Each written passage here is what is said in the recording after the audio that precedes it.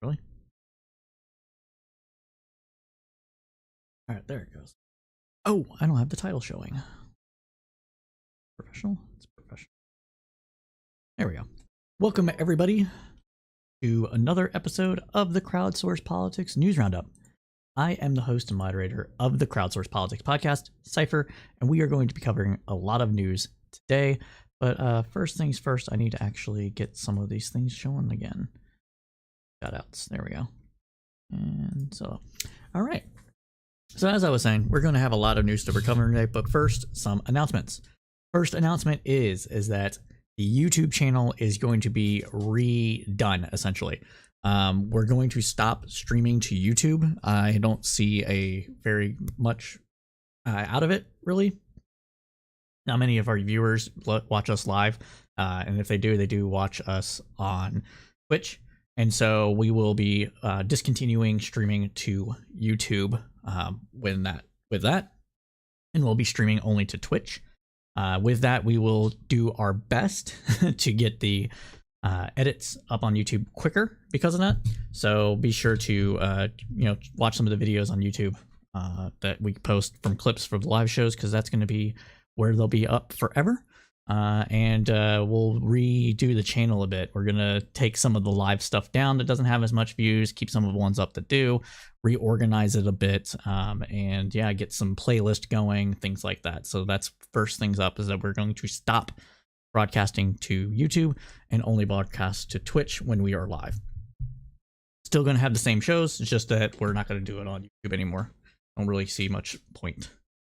Also, what we will be doing is we are having the contest for both the guessing without going over the amount of not a good day today. We will be having a contest to predict the makeup of the House, and a contest to predict the makeup of the Senate. It'll be a concurring running contest. We will be giving out a trophy, more than likely a beer stein. And we're going to be collecting submissions for that through Twitter. So in order to submit on Twitter, there's two things you have to do. First, you have to submit your numbers and reply to the tweet that we're going to pin to our Twitter channel. And the other thing is that you have to be a follower on Twitter. So if you don't follow on Twitter, you're not going to be, your yes isn't going to count. And so we're going to put that up there. And then you can just say Senate, 50-50 Dem Republican or whatever. You don't have to guess like which states are going to go which way. You can just do it that way.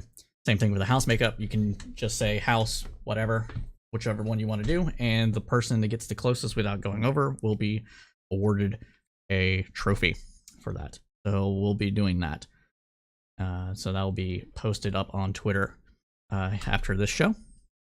Another thing is that we did just do an episode of Cypher State, and we are currently in the process of still editing that show, but you can see the raw version of that show either on Twitch or YouTube currently, and I will drop the YouTube link here for it in just a second.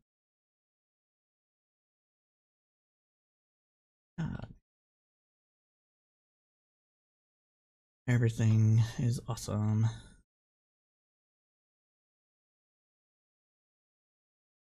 Welcome, everybody. Oop, there it is. Yep. So here is the version, the raw version of it for. That's the raw version of it for YouTube. The edited version will be posted as soon as we get done editing it. I have had a busy work week, so I haven't had much time to edit it, but we will be doing that tonight after the show, assuming I have time. All right. Yeah, and yeah, let's go ahead and let's get into the news roundup now.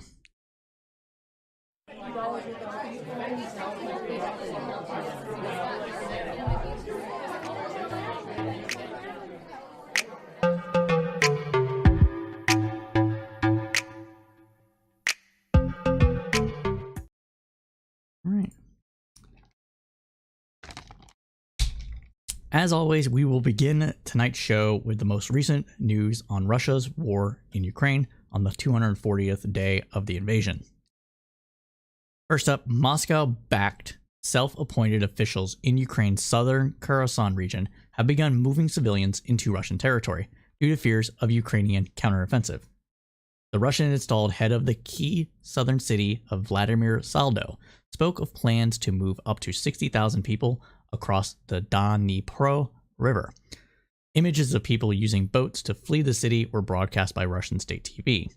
Ukrainian officials described Russia's announcement as propaganda show and told people not to comply with the evacuation request. Quote, around 15,000 people have listened to the evacuation recommendation of the leadership of the Kherson region, a pro-Russian official said on Telegram. He encouraged people to cross over to the left bank of the Dnipro River to safety and posted a video of a column of buses. Quote, give the military a chance to do what they have to do, he said, while claiming that the Russian army will not surrender Kherson. Russian President Vladimir Putin introduced martial law yesterday in the 4 Ukrainian regions he claims to have annexed. The declaration gives far-reaching emergency powers to the Russian-installed heads of those regions. In his overnight address, Ukraine President Zelensky urged residents not to comply with a military call-up in occupied territories as well. Putin also ordered an economic mobilization in 6 provinces that border Ukraine, plus Crimea and Sevastopol, which Russia illegally annexed in 2014. In televised remarks, he was granting additional authority to the regional leaders of the Russian provinces to maintain public order and increase production in support of Moscow's war. The law also limits the freedoms to move and the freedom to move in and out of the 8 provinces. Ukraine began restricting electricity supplies across the country today in response to Russia's strike against its energy infrastructure. Ukrainians will now need to prepare for rolling blackouts, and people will have to conserve energy. A Russian airstrike that hit a major thermal power station in western Ukraine yesterday caused quite serious damage to the region's governor. The region's governor said on Thursday. The head of the European Commission said yesterday that hundreds of thousands of Ukrainians were left without power or water as a result of the Russian strikes.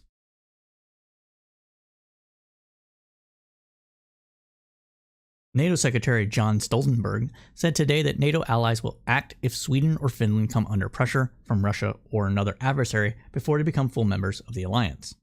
The EU plans to impose sanctions on 3 senior Iranian military commanders and the company that develops drones believed to have been used in Russia's attack on Ukraine.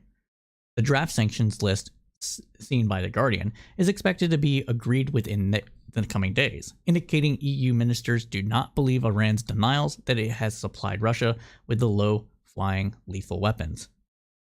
Putin will face severe consequences if he uses nuclear weapons in the war in Ukraine, Downing Street also said. Britain's defense secretary has been in Washington for talks with his U.S. counterpart, amid reports that the Russian leaders could detonate a nuclear warhead over the Black Sea. Furthermore, the likelihood of a renewed assault on Ukraine from Belarus is increasing, the Ukrainian General Staff has warned. The threat of resuming the offensive on the northern front by the Russian armed forces is growing, the Brigadier General had said. The offensive could aim to try and cut off supplies of weapons being delivered from the west.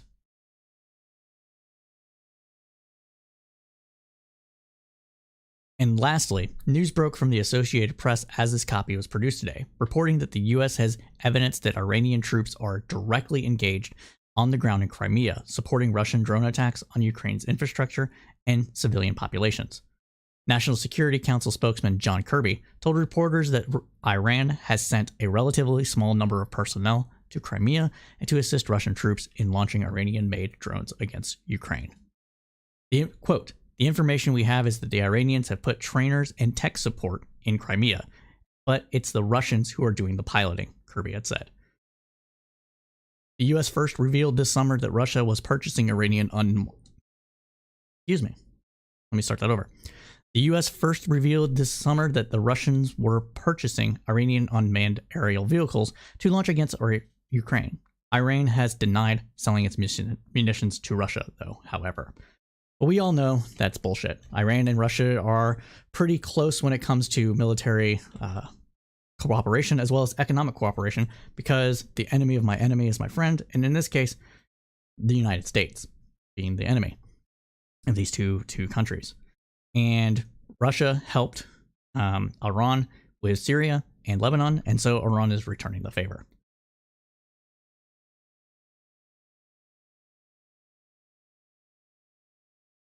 We do have a comment coming from a listener that says, quote, the U.S. must stop with its economic terrorism.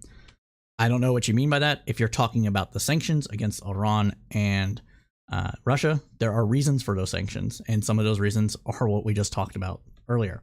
But if you mean something else, maybe we can argue about it, talk about it later, but I just don't know what exactly it is you're referring to, and I probably don't agree.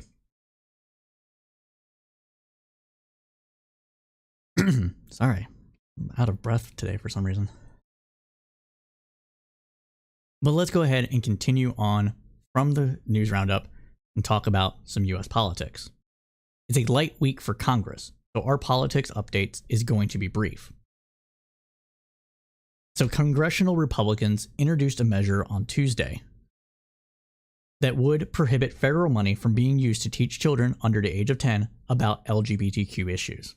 The bill would prohibit the use of federal funds to teach children about sexual-oriented material, as well as, quote, any topic involving gender identity, gender dysphoria, transgenderism, sexual orientation, or related subjects.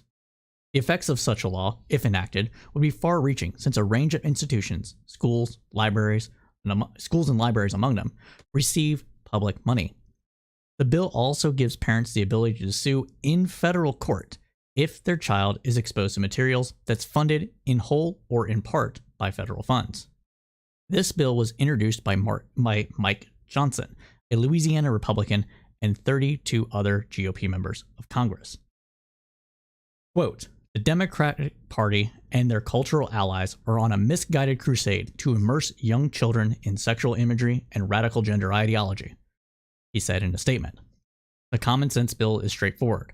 No federal tax dollars should go to any federal, state, or local government agencies or private organizations that intentionally expose children under the age of 10 to sexual explicit material. It should be noted here that in the vast majority of cases, what they're talking about with sexually explicit material is just the fact that gay people exist.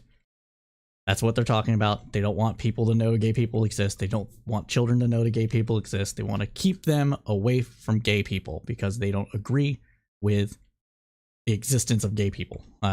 Just outright bigotry spawned by mostly religious sentiment.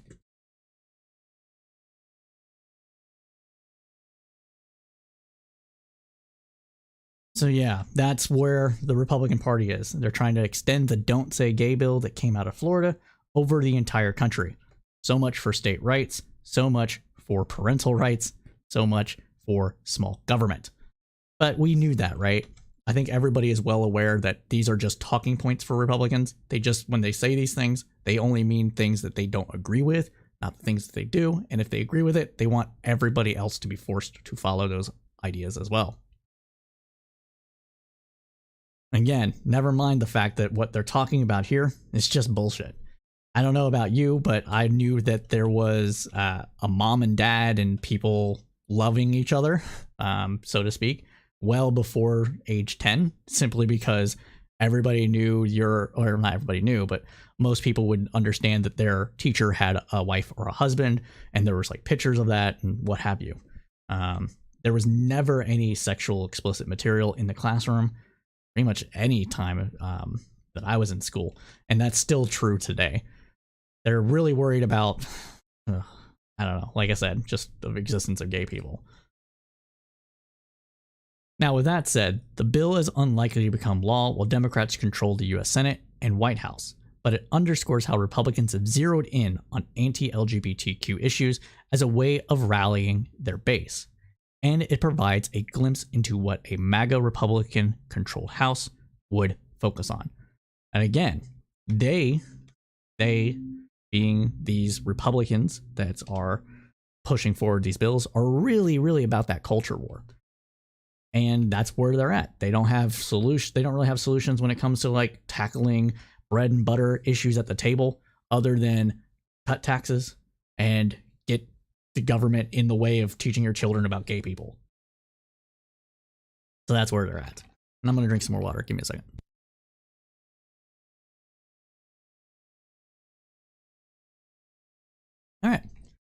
Continuing on though.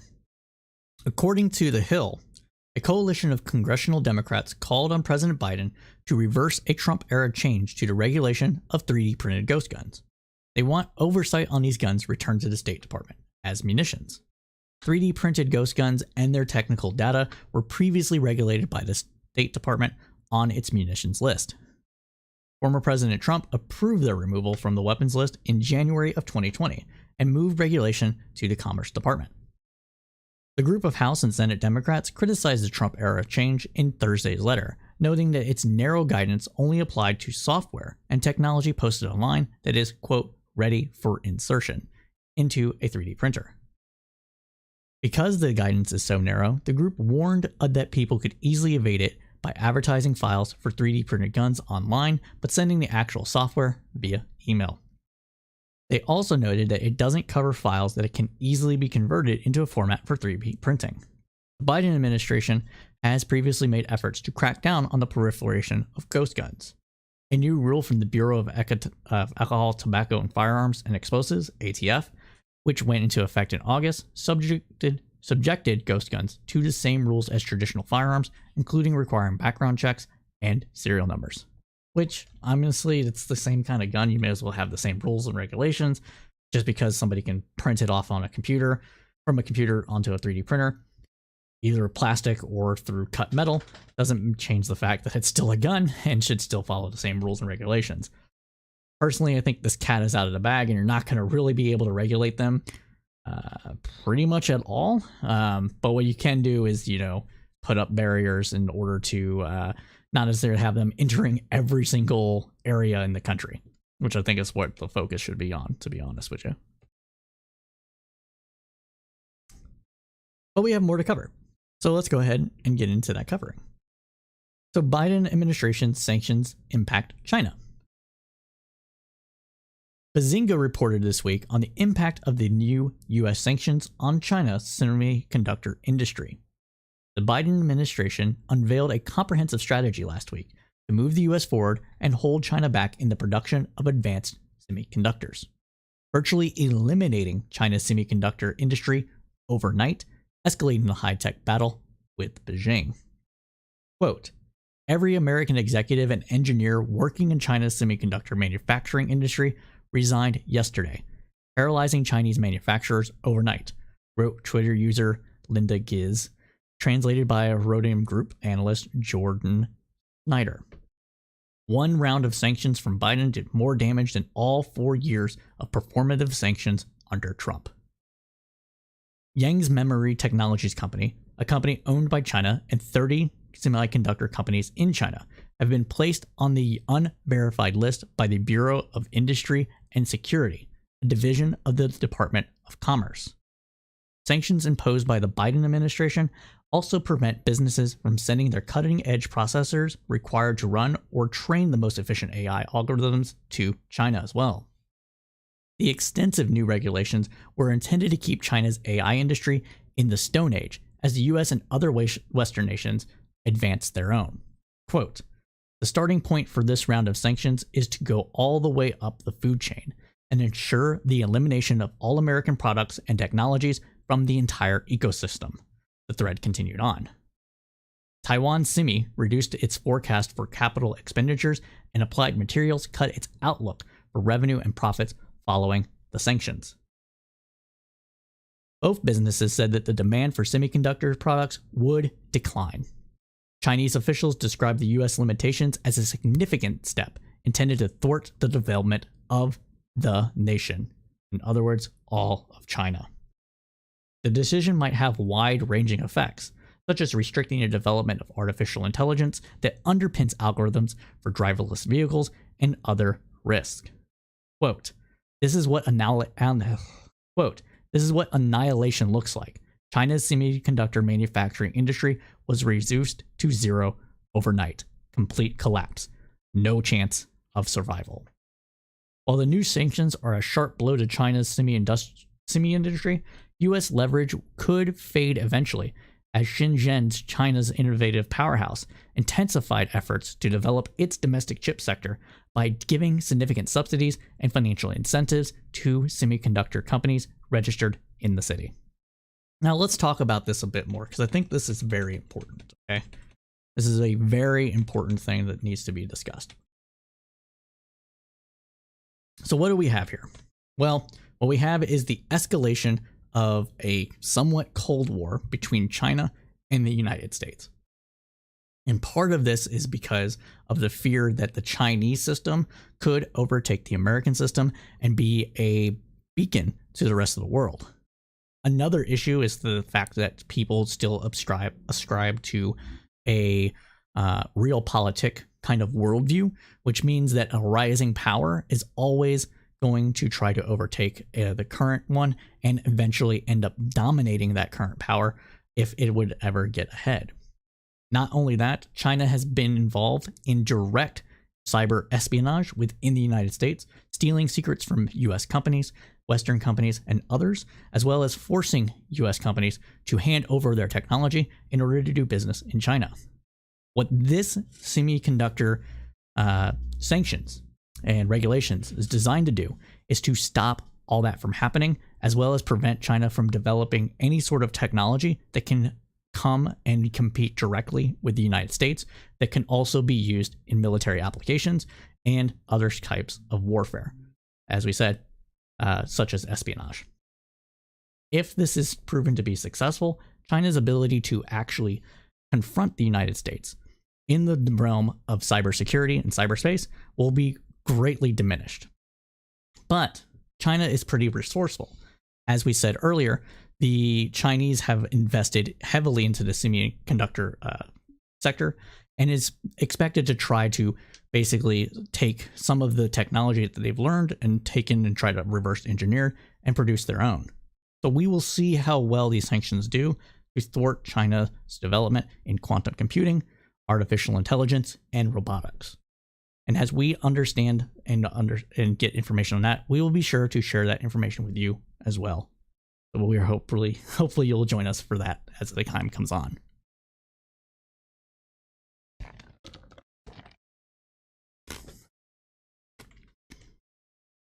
All right. So if you're just joining us, welcome everybody. This is the Crowdsourced Politics News Roundup, and I am Cypher. We've been streaming and doing podcasting for about 1.5 years, 2 years or so, and this is one of the weekly shows that we do. Our other weekly show is called Cypher State, and Cypher State is a foreign affairs and foreign policy focused podcast where we dive deep into an issue facing the geopolitical stage and give you kind of analysis from multiple political and worldview lenses. Last week we covered Iran. This week we might be covering the UK or some other topic we have not quite decided yet. But that is every Sunday starting at roughly 2 p.m. Eastern Standard Time. So go ahead and check us out there on Twitch. We also do other programs.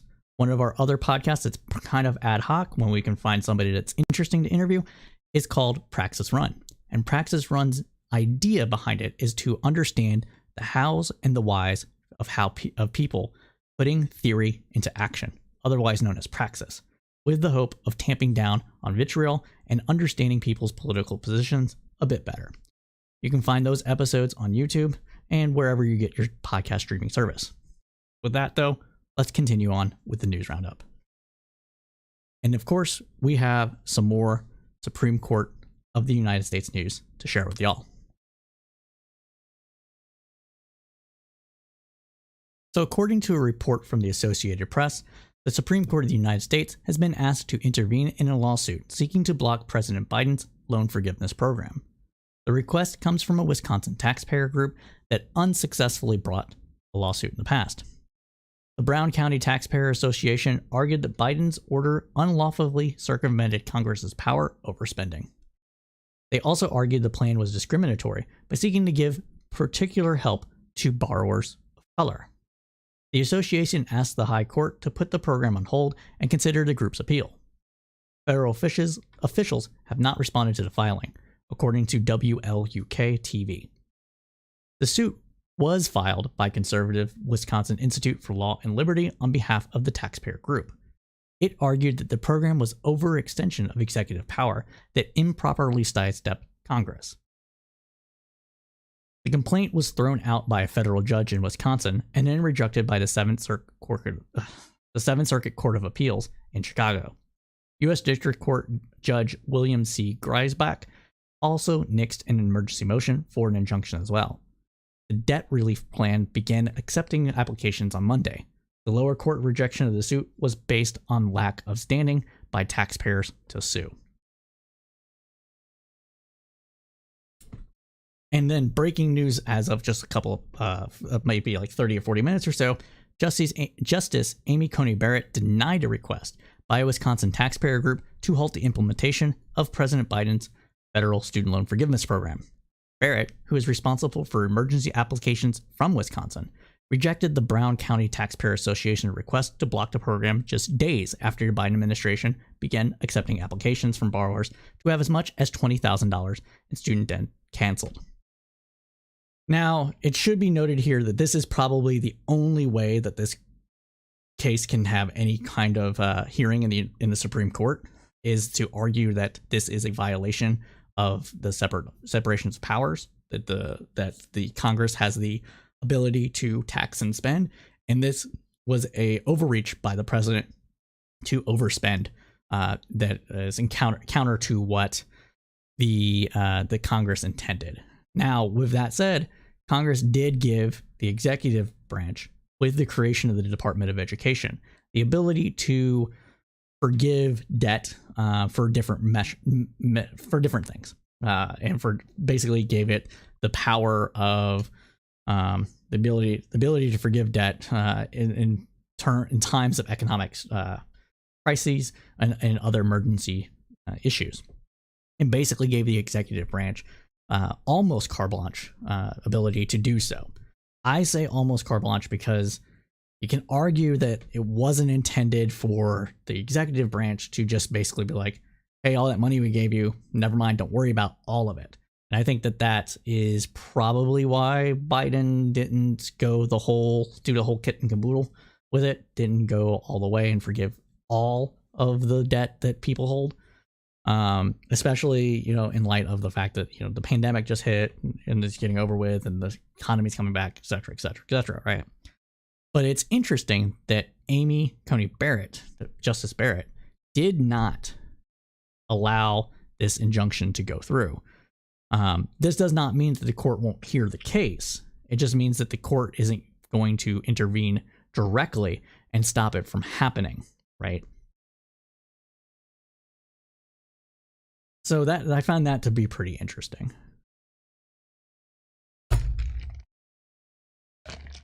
Simply because she's one of the most, if not the most, one of the most conservative justices on the bench. And so maybe this is one of the other things that I was thinking about, the reason why I didn't necessarily want Biden to forgive all the debt, which being that in the executive power branch also has the ability to do things with owed taxes. And if you want to forgive all student debt, well, the same kind of arguments could be made to forgive all back taxes, interest on that, etc. And I know that's a thing that a lot of liberals and lefties would not want to have happen. Got a comment in from chat. No Nonsense says, it sounds like the power would be abused by someone like Trump, who gives his kids loans under the cover of some government program and then forgave the debt. Yeah, that's probably true as well. That's another good reason why to be a little wary of these actions. Now, again, I don't think the student debt should exist at all. And by that, I mean the federal government, state governments in general, should just be paying the cost of college operations expenses. And then if there's any money that has to come from students, it should be things for like room and board and maybe some of the facility fees and stuff like that. Nobody should be paying for tuition out of pocket. Similarly, nobody should be paying for their own medical bills, plastic surgery aside, basically, right? And that's something the federal government used to do, and that's why we have the problem that we have now. For those that may not know, the United States government, between state, local, and federal government, used to cover 90% of a school's operating budget. After Reagan, that was dropped to about 25%. Just after Reagan basically gutted the entire funding the government gives to schools to pay for themselves. To pay for it, rather. and it shifted that burden over to the taxpayers through a loan program, right? And then after a few more years, it got whittled down, and now governments, federal, state, local, pay roughly 10% of a school's operating budget. The rest comes from loans and grants from various organizations, as well as students themselves. And by doing that, the federal government essentially changed who the customer was from the government to the student.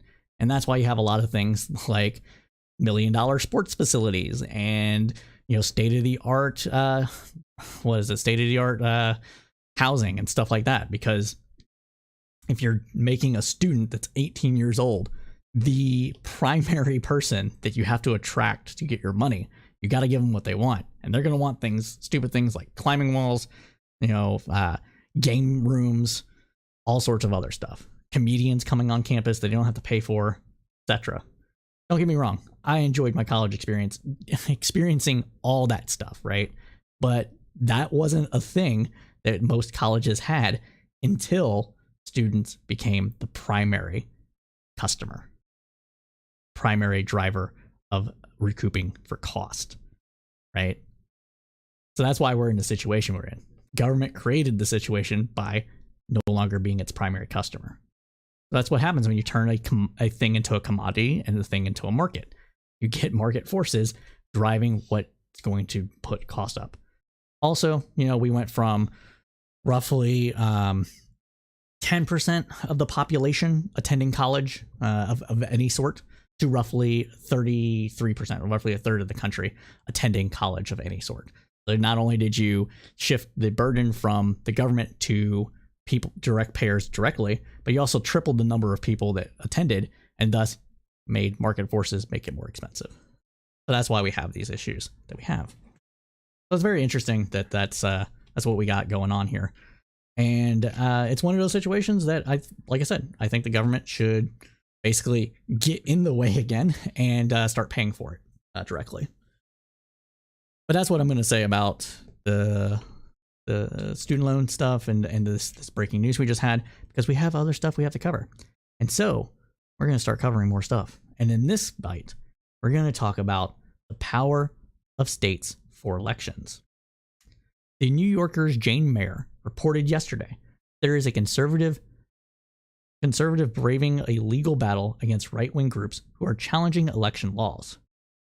The publication describes the case as momentous. All right, I'm going to start that over. The New Yorker's Jane Mayer reported yesterday that there is a conservative braving a legal battle against right-wing groups who are challenging election laws. The publication described the case as momentous. Judge Michael Ludwig, some may remember from his testimony for the House Select Committee investigating the January 6th attack, joined a case being heard at the Supreme Court in December. The case is Moore versus Harper. It's a lawsuit about the so-called independent state legislature theory, which would give power to state legislatures to decide elections. It's a bullshit theory, okay? It has a modicum, like teeny tiny modicum of legal sense to it, but it's not anything that should be followed, period. It essentially it basically makes elections null and void, and the point of anybody voting to be completely done with, because it just basically says that the legislature can basically decide what electors go to the electoral college, and the people's vote doesn't matter. Okay. Quote, the former judge is a surprising co-counsel to Neil Catlaw, a well-known Supreme Court litigator. Catlaw is a counsel of record in the case for several respondents opposing the far-right groups, including Common Cause and the North Carolina League of Conservative Voters. Ludwig told the New Yorker he sees Moore versus Harper as, quote, without question the most significant case in the history of our nation for American democracy. Legally, it's the whole ballgame. Ludwig has a long history with Justice Clarence Thomas, who had Lugged personally managing his Supreme Court confirmation hearing. He also has a relationship with Chief Justice John Roberts, who worked for Lugged in Ronald Reagan's administration. The independent state legislator theory was a centerpiece of the former president's effort to overturn the 2020 election, Lugged said. In advising Vice President Pence on January 6th, I concluded that there was no such doctrine of constitutional interpretation. He added, "From that day, I have believed I had an obligation to the country to explain the reason for that conclusion. Namely, there is literally no support of it in the Constitution." He called the theory antithetical to the framers' intent, the text, and the Constitution's fundamental design and architecture. Meyer said, quote, "Advocates of the theory argued that neither the state courts nor the state constitution have the power to rein in state legislatures. If a state legislature deems a presidential election flawed, they have the right to unilaterally overturn the popular vote in the state and award its electoral college votes to the candidate of their choice.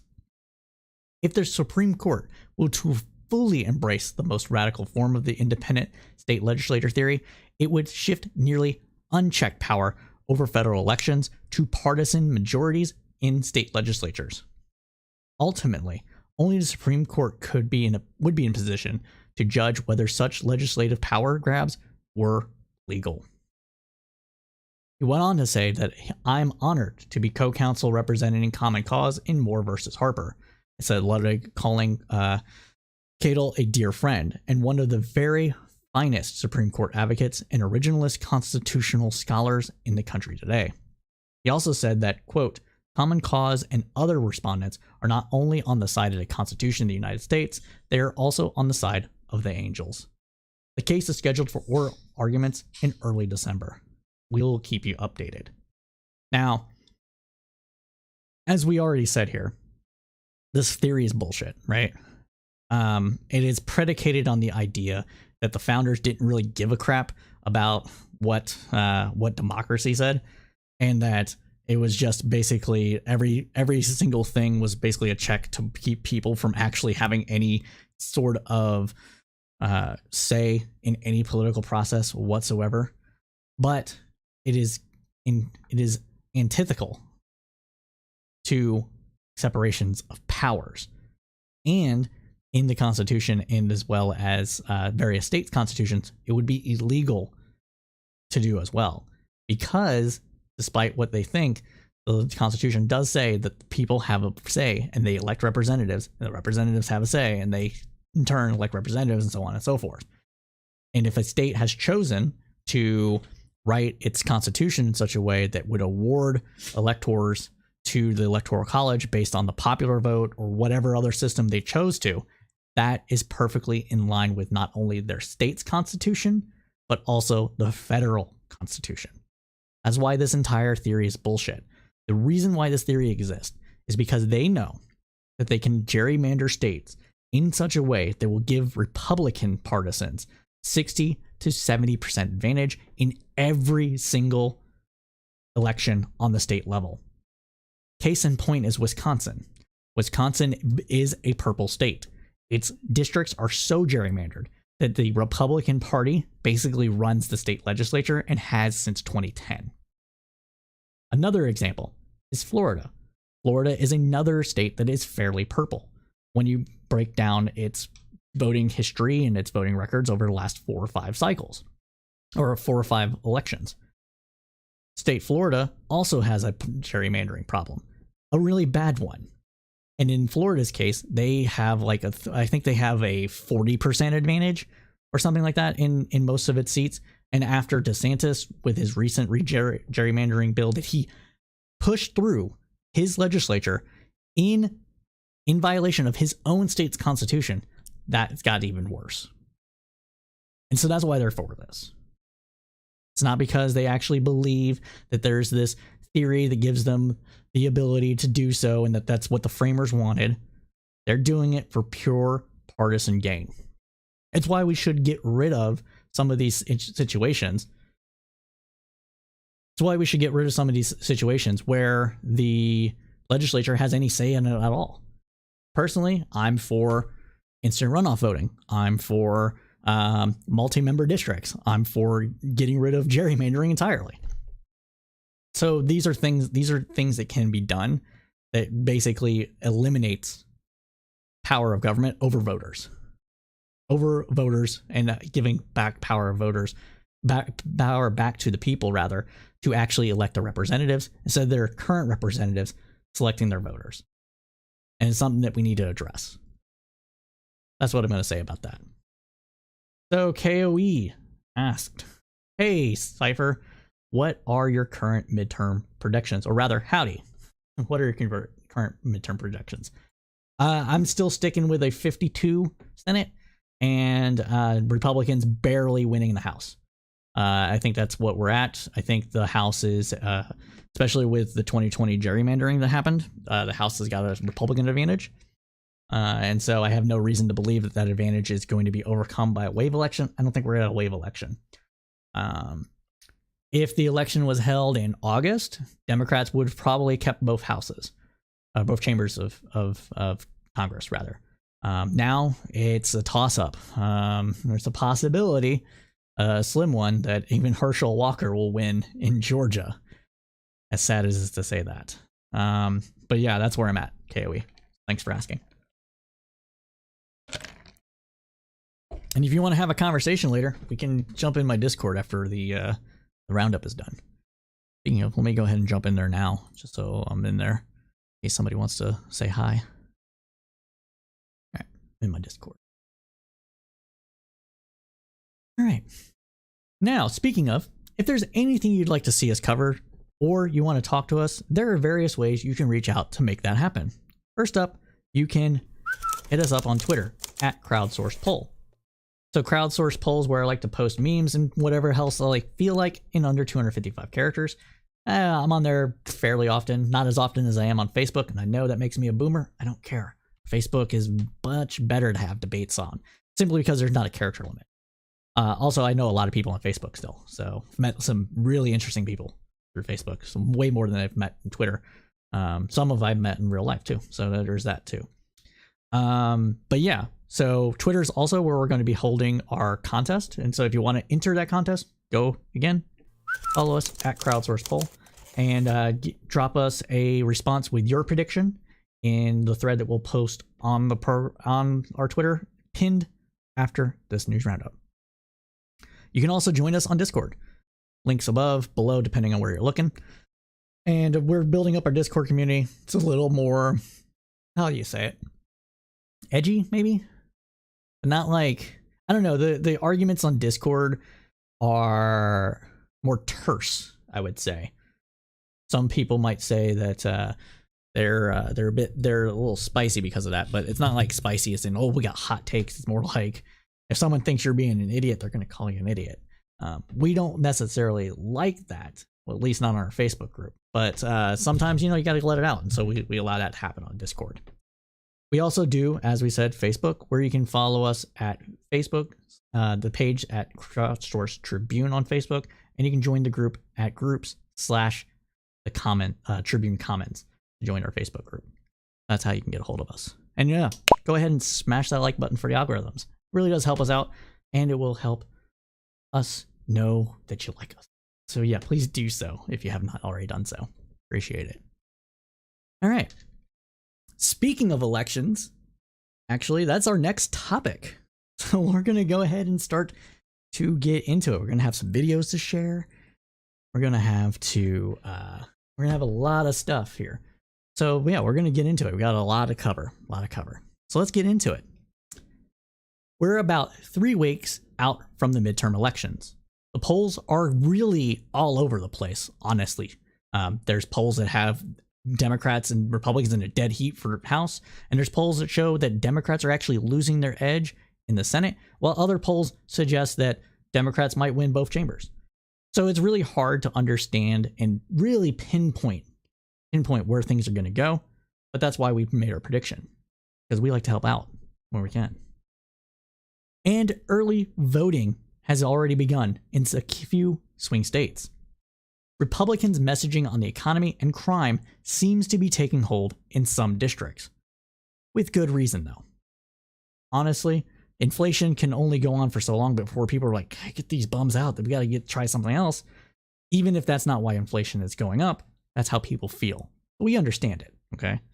Crime is an evergreen issue within the United States, even though crime itself is still on its downward trend from the late 80s. And I said continues to be. So with crime over the last few years, by that I mean like the last decade, you have a little bit up and down and then up and down, but the trend line still goes down. That's not how people feel. Because media, they might have gotten actually a victim of crime. When crime goes up, people feel it go up, but when it goes down, people don't really feel that either. That's what we're having. And Democratic and lean left independents view abortion rights and the loss of the democracy as the top issue. In a New York Times Siena College poll, 49% of respondents say they plan to vote for the Republicans in the midterm election, and 45% indicated their ballot will be Democrat.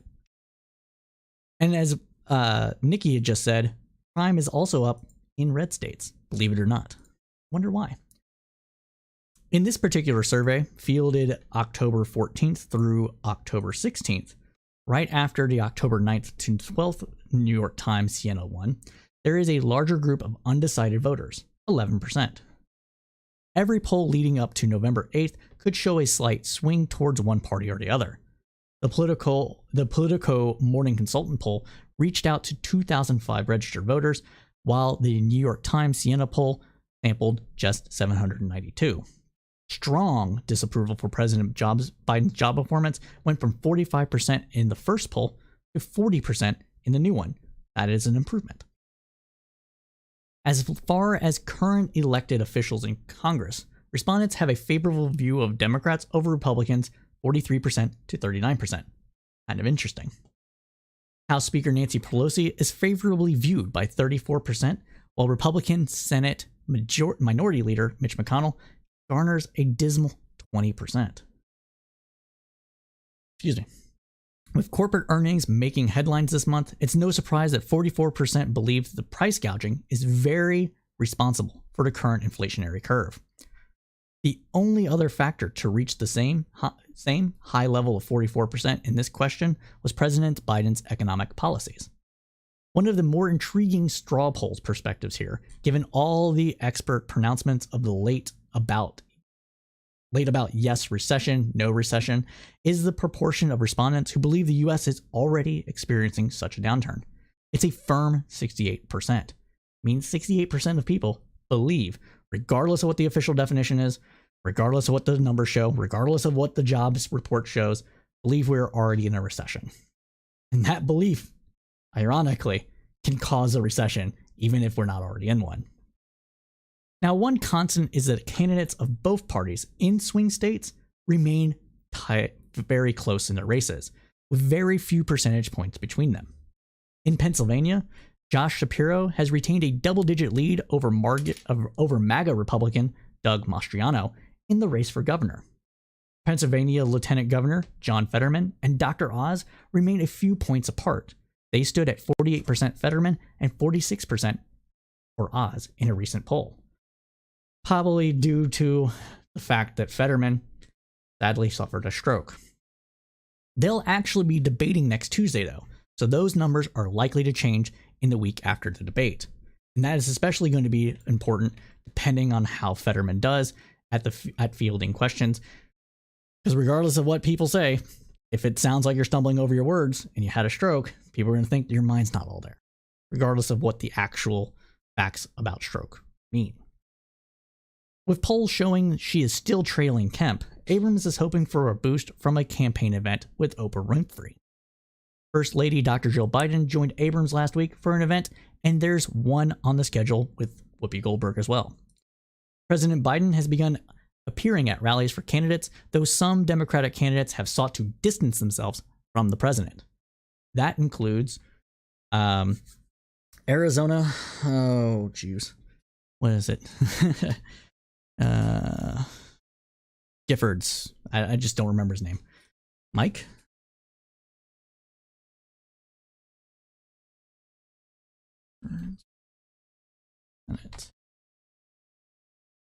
No, not Gabby. Mark Kelly. Gabby Giffords' husband. Okay, so that includes Mark Kelly distancing himself from President Biden on particularly immigration. For his part, former President Barack Obama is expected to hit the campaign trail in the coming weeks as well.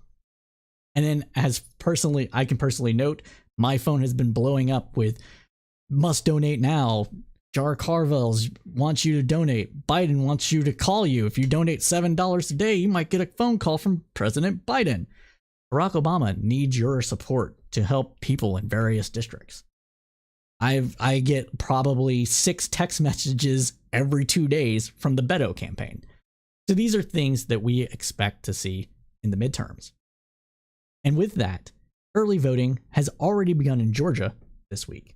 And the turnout so far has been surprising, has been surpassing that of the 2020 presidential election.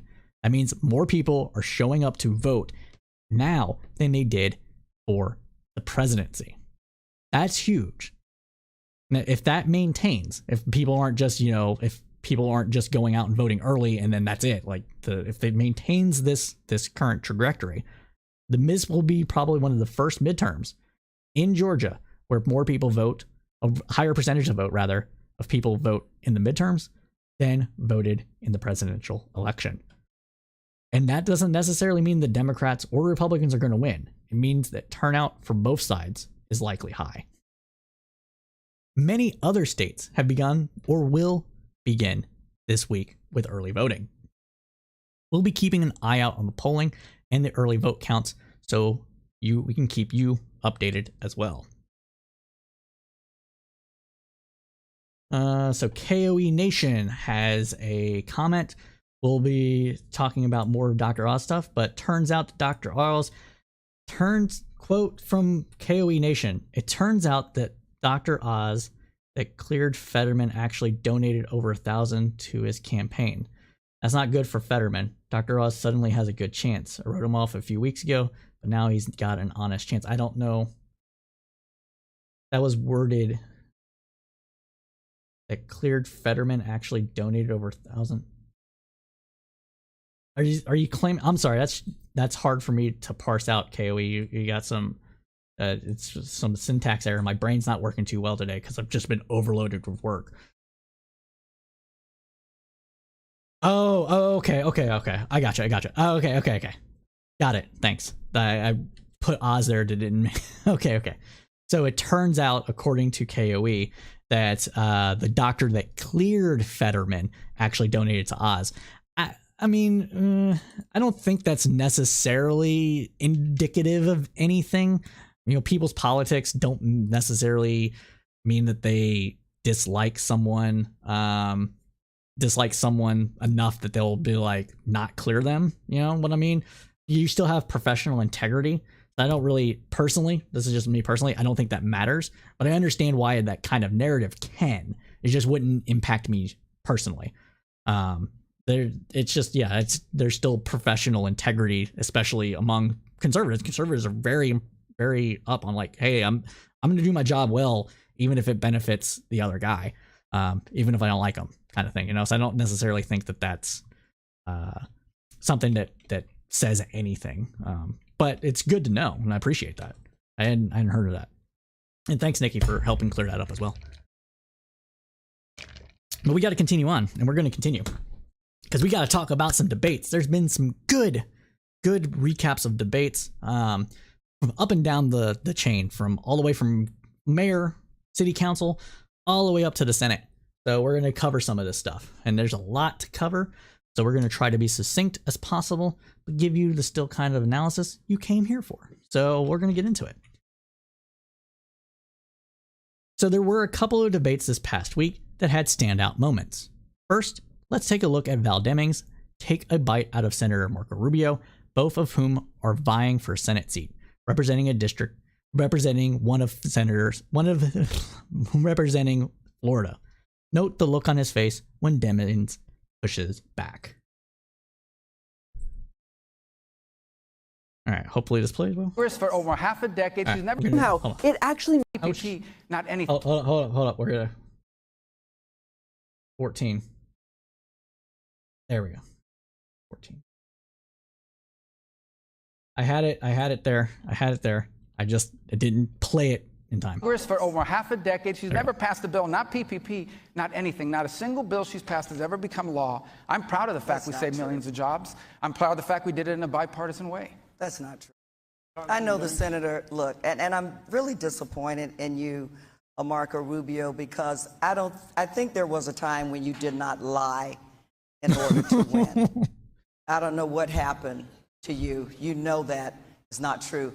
My first term in the United States House, I passed legislation to help law enforcement officers with mental health programs. Your first term in the Senate, you voted to turn Medicare into, basically to abolish it, and then turn it into an underfunded voucher program. And then you gave the biggest tax break to the richest of the rich and said you'd pay for it with cuts to Social Security. And ooh, I just realized my camera's not on. Ooh, that's stinging. Medicare. And look, All right, let's fix this up a little bit. There we go. All right, didn't realize my stuff wasn't on, but oh my god, that was pretty intense. And you all saw it. He was like, yeah, I'm lying. That's why his face was like, fuck, I got called out. That was a suckiness. That was all right. And this, like, I'm gonna be straight up honest with y'all. I thought Rubio at one point would make a decent president. I really did. You can go on my Facebook page and you see me just saying, hey, I could see myself voting for Rubio. What changed? Well, for me, is when he torpedoed his own bipartisan bill on immigration. Because why? Well, we'll just say that I can tell when somebody has been wanting to run for president their entire life. And you can tell when that's the case and they change something that they are actually against for political gain, or change something they're for or against for political gain. And that's what his immigration change was. And that's why on the video we just saw, he was a little hurt by the lie comment because he knew it was true. But there's not just that. No, my friends, there's more. Oh, there's so much more. There's been Herschel Walker and Democratic incumbent Senator Ralph Warnock's debate in Georgia last Friday. Walker has done some bumps in the campaign trail over the last couple of weeks as well, or has had some bumps rather. But Walker has had some bumps in the campaign trail over the last few weeks as well. Most recently, a woman contacted the press about an abortion that Walker paid for. She provided a copy of the check he sent her and a get well card he sent in with that. News outlets have confirmed the receipt of that abortion as well. She also claims that a couple of years later, Walker wanted to abort the pregnancy that resulted in the birth of his son that they share. Walker categorically denies the allegation, saying the woman is lying. And his son is saying that he's lying. I don't know who you're going to believe. Yeah. Now, Walker has gone on record as being strictly anti-abortion and supports a law that would ban all abortions with no exception. But this isn't the claim that had everybody talking. No. This didn't get the memes out there. This wasn't the one that got people like so stupid and get them hot water. No. It was an outlandish claim about actually doing police work that got the most press this week. And we will play that video now. One thing I have not done, I've never pretended to be a police officer, and I've never threatened a shootout with the police. Well, and now I have to respond to that. We are moving on, I gentlemen. have to respond to that. And you know what's so funny? I am with many police officers, and at the same time, Mr. Walker, No. Seriously? Let's go back and look at that badge. Police officer. Hold on. To that. And you know what's so funny? I am Come on, zoom in. There we go. Does that look like a real police badge? I don't think so. Now, it should be noted that he is an honorary police officer, and that might be what they give honorary police officers in Georgia. But oh man, I gotta find the Paw Patrol one because that one's funny. But yeah, we'll get some memes up here too. Well, so let's let them finish. Police officers, and at the same time, Mr. Walker, Mr. Walker, Mr. Walker, Mr. Walker, excuse me, Mr. Walker. Please, out of respect, I need to let you know, Mr. Walker, you are very well aware of the rules tonight. Yes. And you have a prop. Yes. That is not allowed, sir. I ask you to put that prop. All right, that ends that bit, right? Okay. You know, we're gonna roll Walker. Come on, give me the meme, please. Give me the meme.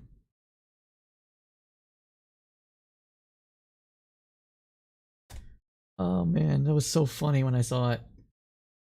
Oh, well, we're gonna put up some memes here because these memes are good. All right, there's this one. That one's good, right?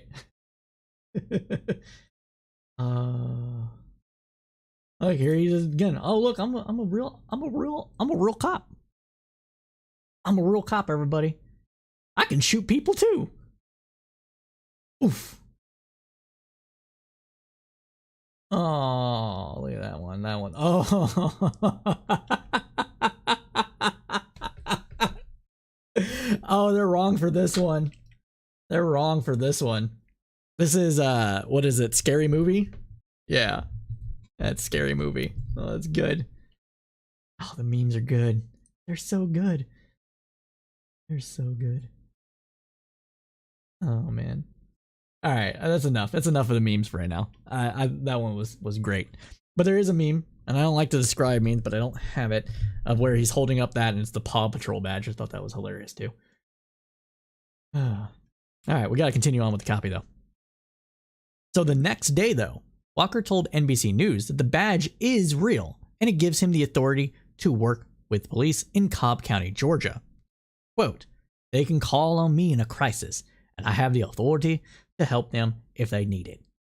Walker has been caught up in failed fact checks across the board, and this one is no different. His campaign claimed last December that Walker has a bachelor's degree in criminal justice and graduated in the top 1% of his class from the University of Georgia. In fact, he didn't graduate whatsoever. In 2019, according to the Washington Post, Walker said that he trained with the FBI. Quote, which he did not. Walker didn't work with the FBI, but this is what he said. "I worked for law enforcement. Y'all didn't know that either," Walker said, according to the Post. "I spent time at Quantico at the FBI training school. Y'all didn't know I was an agent." And he was never an FBI agent. Walker claimed in January to be Native American on his mother's side, stating that his grandmother was a full-blooded Cherokee. His own mother was unable to confirm these claims in an interview with the Huffington Post. According to the Daily Beast, his own campaign staff has ridiculed his intelligence, fear his mood swings and instability, worried he could embarrass himself at any given moment, and believed that the stress and pressure of campaigns might make him just not mentally stable. And I am not one to make fun of people that are going through mental health crises. I just don't understand why anybody thought he should run. I don't understand why he thought he should run. I don't understand why Trump endorsed him. Was it really the fact that they were worried that they believed that they needed a famous black man to stop Walker from winning? I don't know. But they picked the worst person to run against Warnock. And they didn't do any due diligence, it seems. Or they did and didn't care about his past that could sink his possibility of winning his campaign. Now, before we get off of Walker, right, I need to bring up the ad that he published about his transgressions. And I want to bring this up because I want to explain why the ad is actually good. Herschel Walker campaign ad forgiveness. See if I can find it.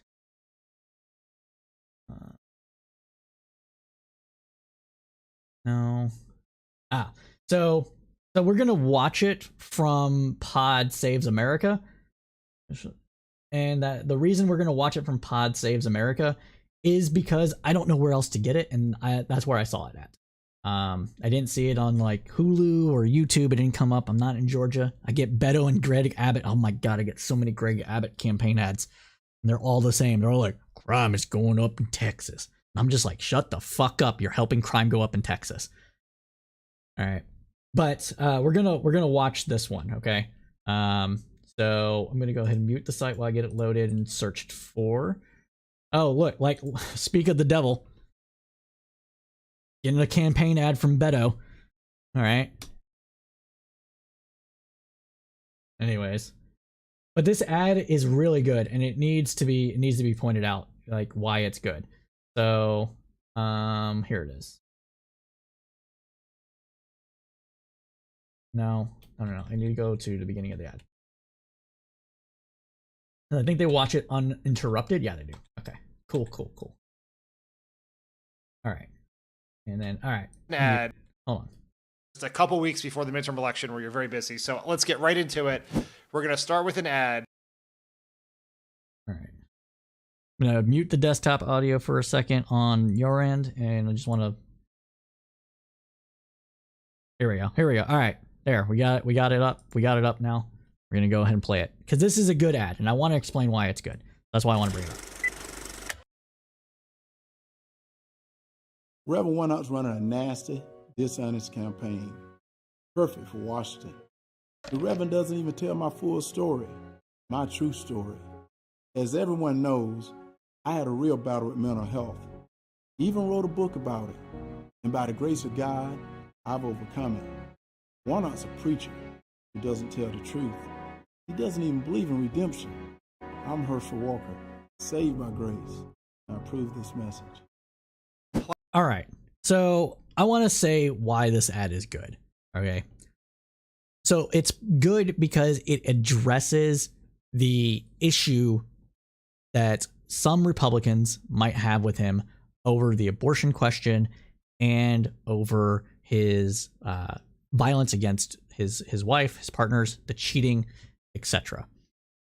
And it addresses it in a way that everybody understands. And that's why he said Warnock's a preacher, but doesn't believe in redemption.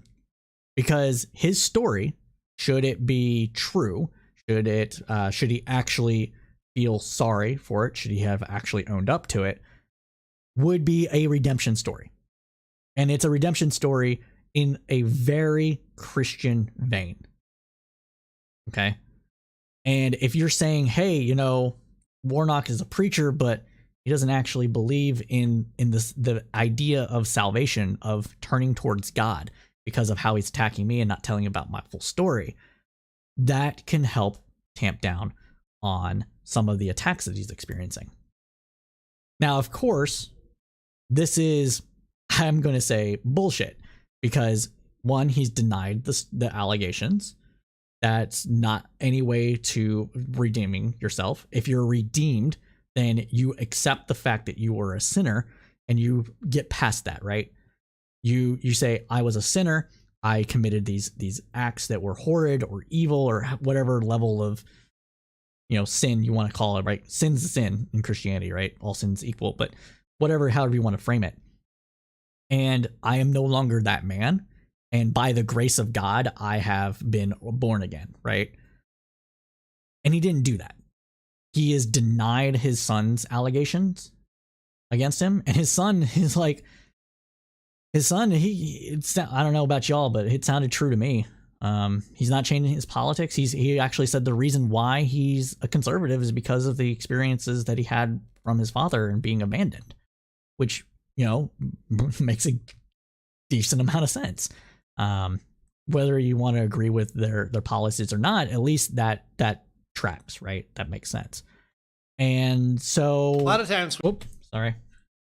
And so, yeah, that's why that ad is good. And I needed to show that ad primarily because it's ads like that can take this narrative of you're just like an abuser and you have no moral compass to we're all sinners in the eyes of God, therefore by the grace of God go me, yada yada yada, and I'm no longer that person and I deserve a second chance.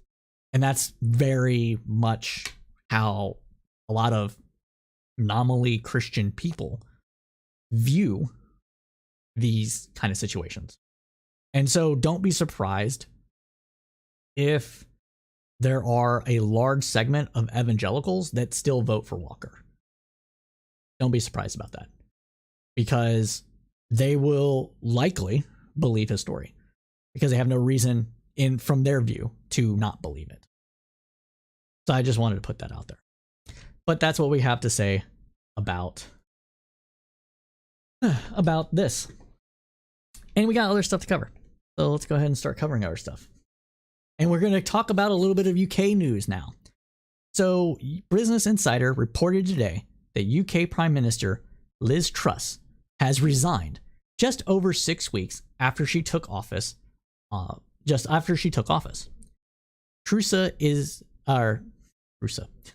Truss is the shortest serving prime minister in her country's history. Her resignation came amidst an economic crisis in Britain and after a series of policy reversals by her government, which badly eroded Truss's authority. Her announcement came on her 45th day in office. The previous record for the role, or the record for shortest role, was 119 days. Speaking outside Downing Street, Truss said that she was not able to deliver the mandate that she was elected on and would leave the role after her successor is chosen in party's leadership contest. That process will be done in less than a week, the head of an influential party committee has claimed. And this will be covered on Cypher State, hopefully this Sunday, assuming, knock on wood, I'm able to get to it and people want to talk about it. Looks like we're going to talk about it, but still a little bit on the edge on that one. But I want to show a meme, all right? Meme of Truss and lettuce. So you might have seen this, and I had no context for this, right? All right? I had no context for it. But okay. So I'm going to explain this one. So in UK Twitter, all right, and anything that's come across the pond with this, there's been this meme of the lettuce and Truss. And what essentially has happened, all right, what happened is that there was a British newspaper or a British news program that, this is it, Daily Star. All right, so that that said that, hey, what would last longer? A head of lettuce from Ireland or Truss as a prime minister? And so they stuck a photo. They stuck a photo of her next to a head of lettuce still wrapped in cellophane.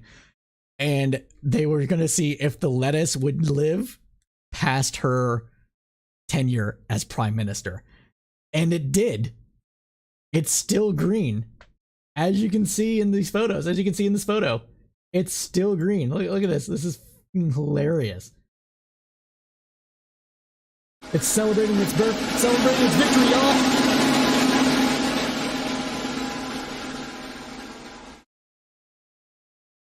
They did this. You can't tell me this isn't hilarious.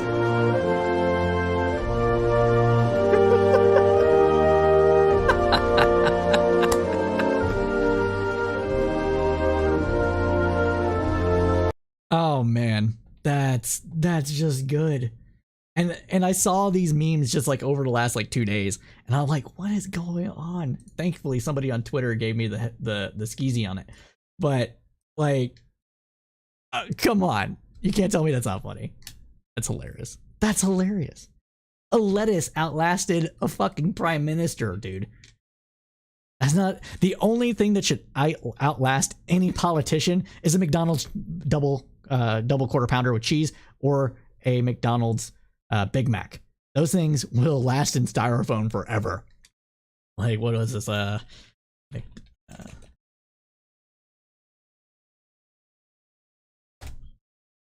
Yeah. McDonald's burger survives 20 years and still looks fresh. This is the only thing that should outlast a goddamn politician. It's a fucking cheeseburger from McDonald's, okay? Not a head of lettuce wrapped in cellophane. All right, I just wanted to point that out. That was funny. That's funny. And you love it. You love it. Come on.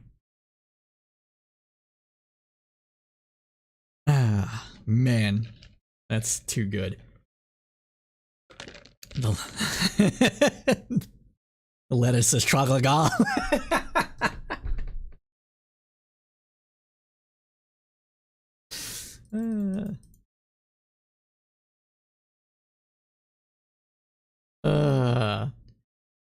Trafika Allah. Irish language sentence that our day will come. Well, the lettuce day has come, bitches.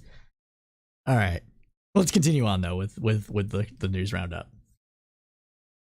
We got another little news bite about some asylum seekers as pawns, investigations, lawsuits. Well, we're going to talk about it, okay?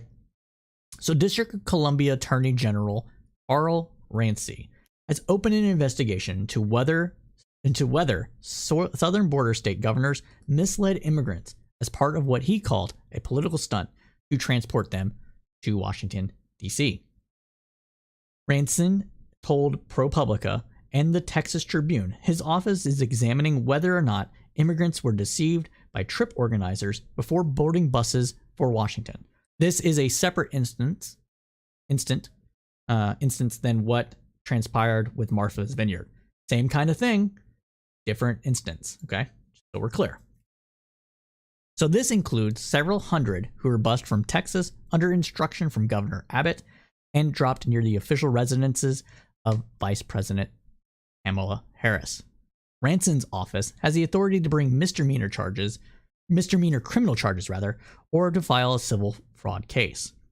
Ranson said in interviews with his investigators, arriving immigrants have, quote, have talked persuasively about being misled with talk about promised services.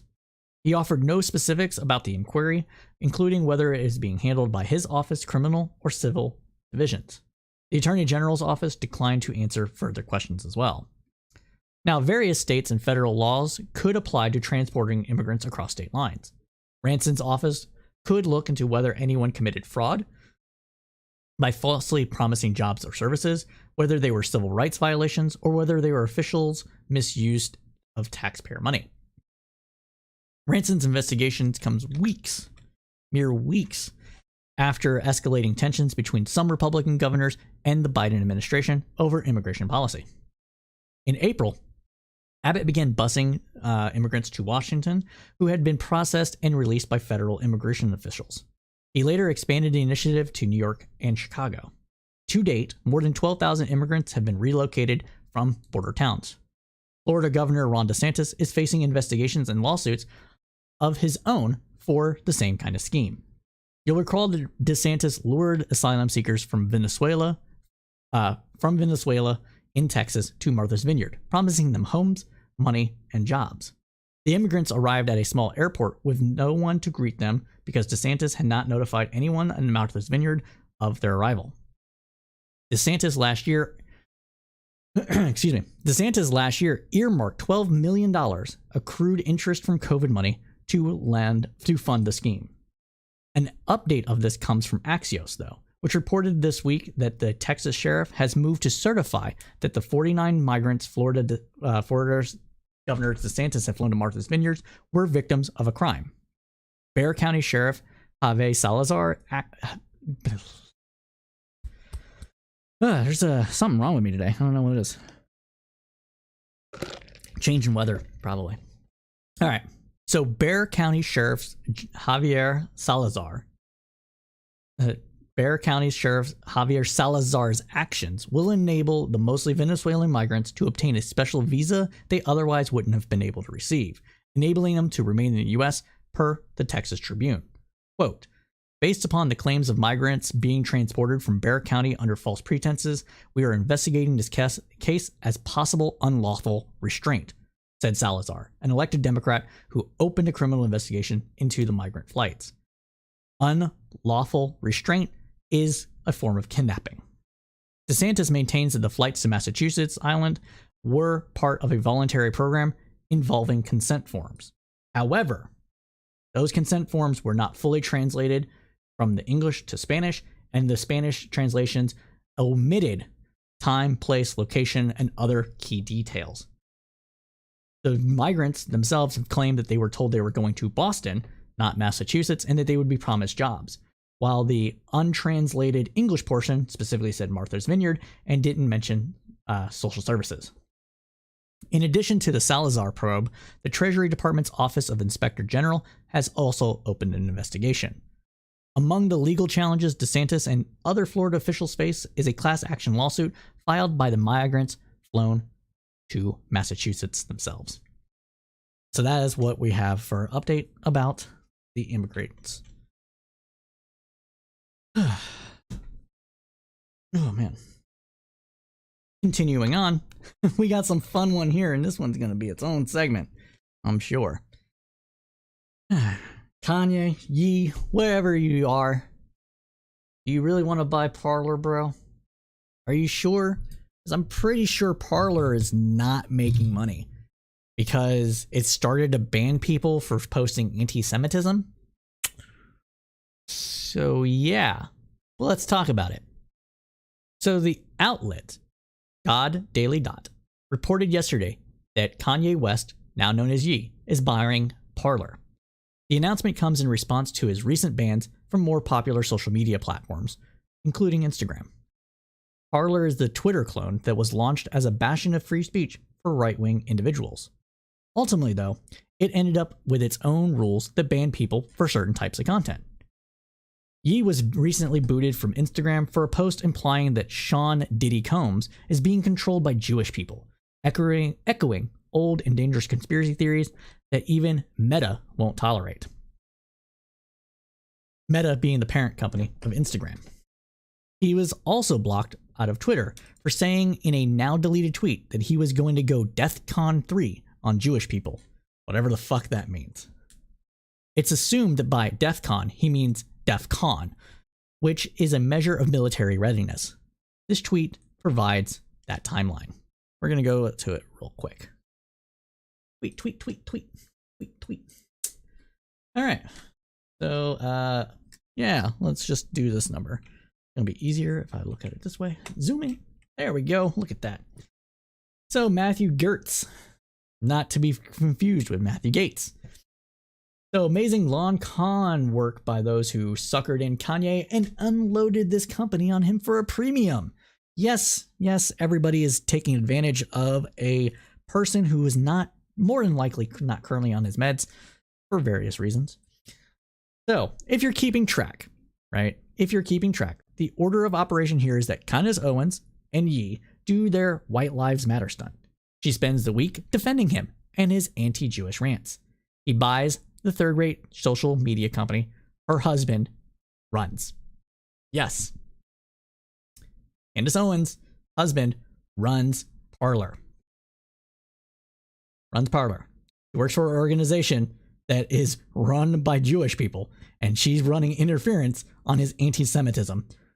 All to get that sweet Ye money. Getting that Ye money. So, what's the point of defending a billionaire with mental health issues if you can't grift them out of money? Some really amazing bullshittery here about West anti-Jewish rants, but hey, that's what you get.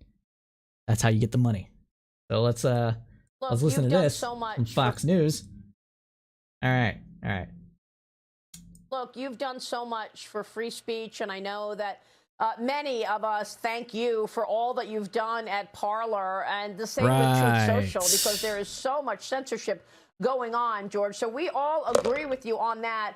But I wonder what you think about what Kanye West was tweeting about last week. Of course, it unnerved many people when he started talking about the Jewish community. Some say it was anti-Semitic. What are your thoughts? Some say it was anti-Semitic because it was. It was borderline hotepery, as the kids say. You know, because black people are Jews, one of the 13 tribes of Israel, yada, yada, yada. Whatever. There are some black people that are Jewish.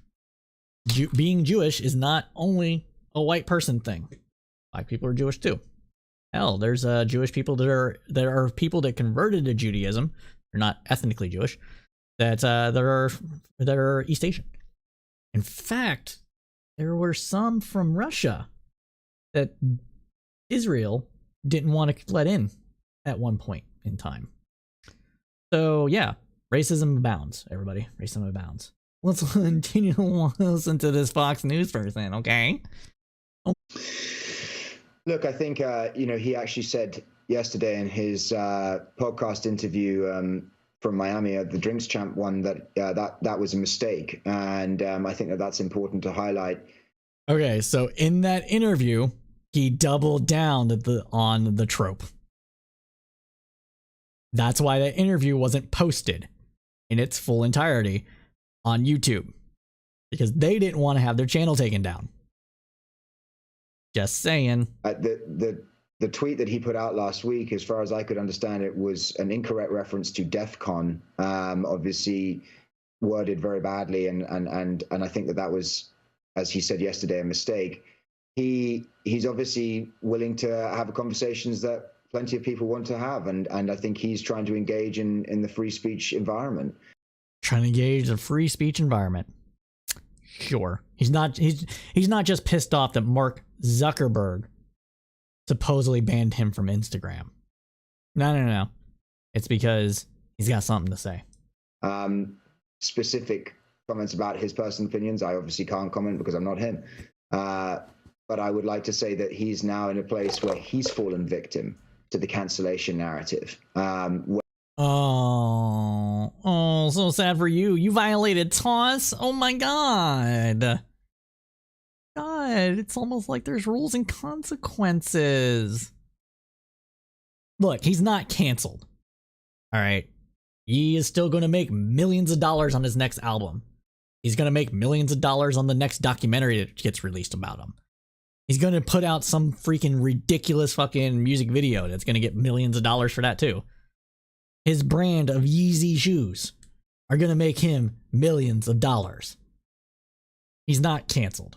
Not that he's too rich to be canceled. It's that people don't actually really care all that much. But shareholders kind of do. And that's why they're going to get back to a little finger slice about his comments about Jewish people. And again, he doubled down on that trope. Whether or not what he said offended some people, of course, is up for conversation. But in all worlds, the only cure for wrong ideas is more ideas. It's more speech, not less speech, right? And so censorship in any format is never a good thing. And this is what we... but Parler bans people. And we have been very excited to work with him on putting this deal together. Of course you are, because you're going to get money from it. We get woke corporations pushing back, and, it's a dangerous like Fox situation News? To have companies deciding who can do business with them and who can't. Obviously. Whoa. I thought that was the whole point of having a company, to y'all. Don't y'all like the idea of being able to, it's my company, I can choose to serve who I want? Isn't that partly why you wanted to go back to states' rights so they could do that? So what is it? Is it that you now suddenly care that companies are too big or whatever? Or is it just because it's hurting you? It's because it's hurting them. They don't give a fuck. If I got banned tomorrow, there would not be a single tear shed by the likes of those people. Some of the people in the community might. KOE probably be a little miffed. You're like, why the hell did Cypher get banned? Well, I don't know. But they wouldn't care about it. In fact, they want to get Antifa off of the platform. That's why they never talk about the banning that trans activists get. that other people get. They only care that they're not able to spew their bullshit. But they're still able to spew their bullshit.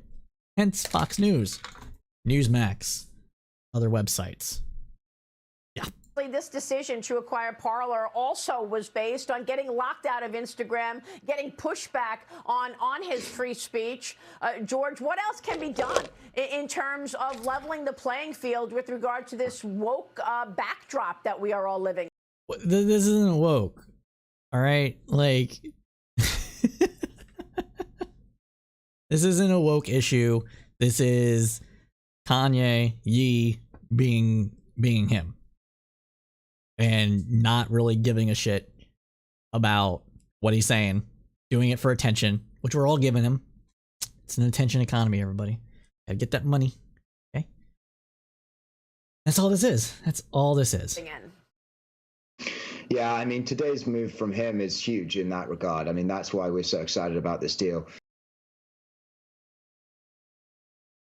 Yeah, I'm sure you are. I'm sure you are. Oh, but it continues on. The grifters who cozied up to Kanye are going to be bleeding him dry for quite some time. Parler's owners have reportedly been trying to sell it for weeks before Kanye's purchase, at a wildly inflated price for such a low number of users, according to The Verge. I'd feel worse for him if not for all the anti-Semitism.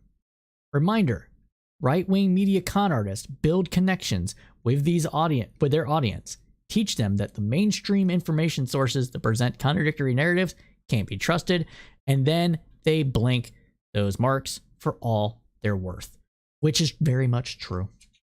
It's very true. True of anybody that's shilling for money. Speaking of which, I'm just kidding. I don't need your money. I'll gladly take it, but I won't shill for dollars. At least not yet. Not until the media company's actual media company.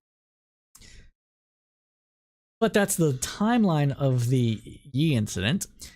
So, continuing on, Politico reported that Parler excitedly announced its acquisition with an email to hundreds of VIP members.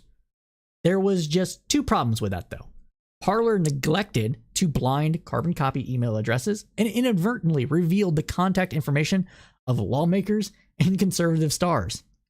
It included emails for MAGA media stars like Charlie Kirk, Jack Fozick, Trump, world figures like Kimberly Guilfoyle, Brad Parscale, and Don Scavone, and others including Project Veritas's James O'Keefe, Michael Flynn, Don Bonagino, and Donna Loesch. There were GOP lawmakers too, including South Dakota Governor Kristi Noem, Arizona Governor Doug Ducey, Michigan GOP gubernatorial candidate Tudor Dixon, Representative Elsie Stenfick, and the generic press email addresses for numerous other members of Congress. The text of the email described the recipients as owing, quote, gold-badged accounts and informed them of West's plans. By Thursday, Ye had over 29,000 followers following him on Parler. It was a tiny fraction of his more than 31 million Twitter followers. He sent his first parlay on Wednesday afternoon, quoting a Bible verse saying, quote, Romans 8:31. What then shall we say to these things? If God is for us, who can be against us? He later posted a video of a 2024 hat hinting at a potential presidential run yet again. The other problem with that email, though, many of those VIPs had no clue they were even being labeled as such, saying they had little or no association with the controversial app, let alone special status there. Sure, buddy, whatever helps you sleep at night. Do you honestly believe that they were just included on this? I mean, it's possible that they were. Everybody wants to share good news with people. They're going to post it everywhere else. But is that really what we're going to be believing here? What do you think? I want to know what you think. So go ahead and, again, follow us on Twitter. Follow us on the Bird app, okay? At Crowdsource Poll. Bird app's where it's at. I mean, sort of, whatever. But that concludes our little segment about Ye's political troubles, his little anti-Semitism. his on again, off again association with crap ideas, to say the least. But we got other stuff to talk about, and one of those things is of immense environmental importance, and that is 1 billion Alaskan king crabs have gone poof, missing. So according to CBS News, the Alaska Department of Fish and Game has, for the first time in state history, canceled the winter snow crab season in the Bering Sea due to their falling numbers. While restaurant menus will suffer, scientists worry that the sudden population plunge means for the health of the Arctic ecosystem. An estimated 1 billion crabs have mysteriously disappeared in just 2 years, state officials said. It marks a 90% drop in the population in this region. Quote, "Did they run up north to get to colder water?" asked Gabriel Prout, whose Kodak Island fishing business relies heavily on snow crab population. Did they completely cross the border? Did they walk off the continental shelf on the edge there over the Bering Sea? Ben Daly, a researcher with ADF&G, is investigating where the crabs may have gone. He monitors the health of the state's fisheries, which produce 60% of the nation's seafood. A big number. He said, according to Daly, disease is a possibility. He also points to climate change, because of course, warmer waters means issues for the crabs. So according to the National Oceanic and Atmospheric Administration, Alaska is the fastest warming state in the country and is losing billions of tons of ice each year, critical for crabs that need cold water to survive. Environmental conditions are changing rapidly, Daly said.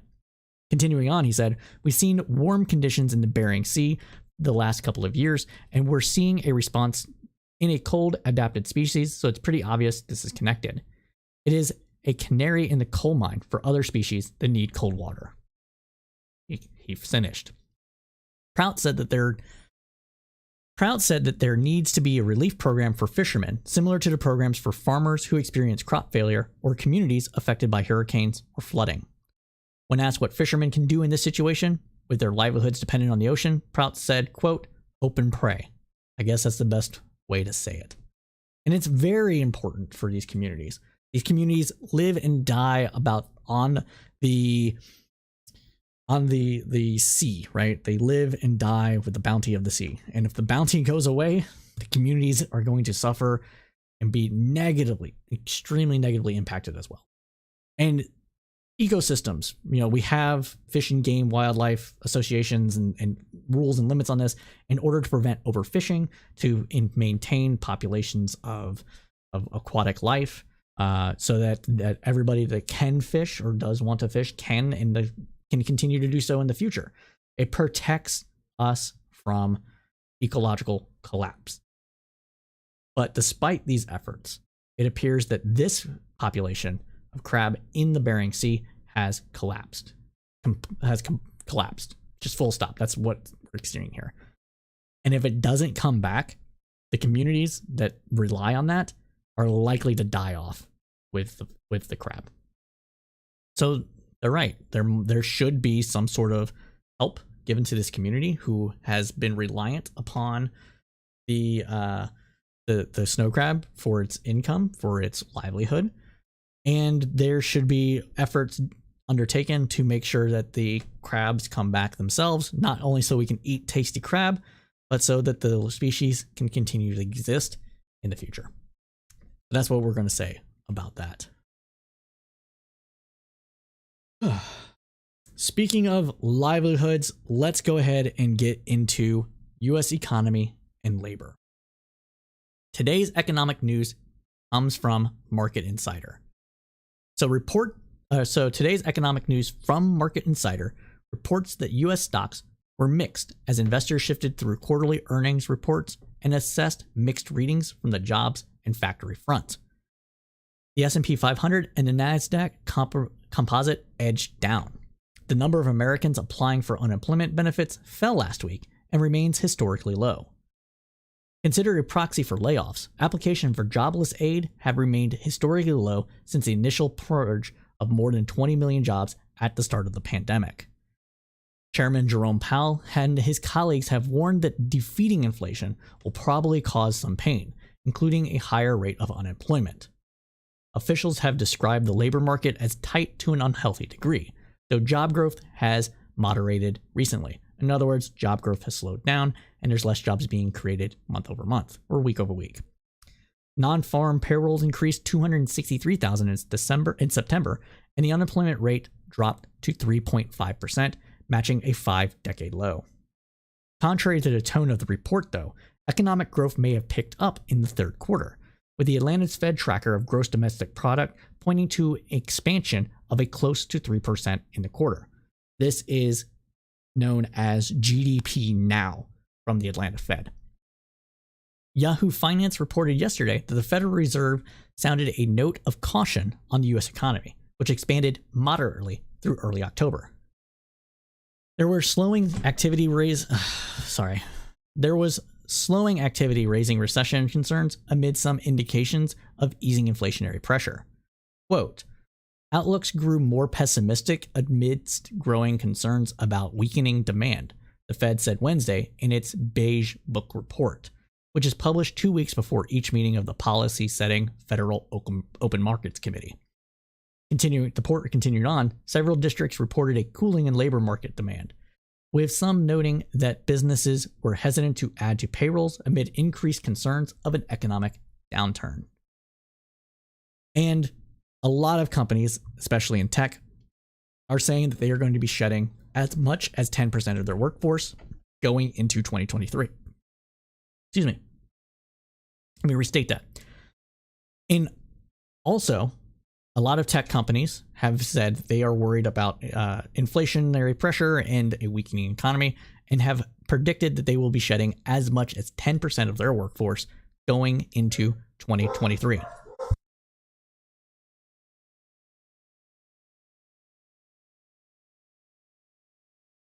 Dog started barking. Sorry about that. But yeah, and our boy Jeff Bezos. Oh boy, what did Jeffy Bezos say? Oh, am I back on the tweeters? I'm not back on the tweeters on here. So, go.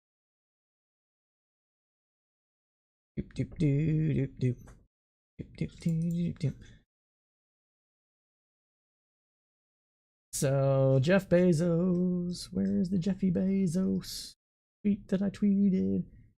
Look.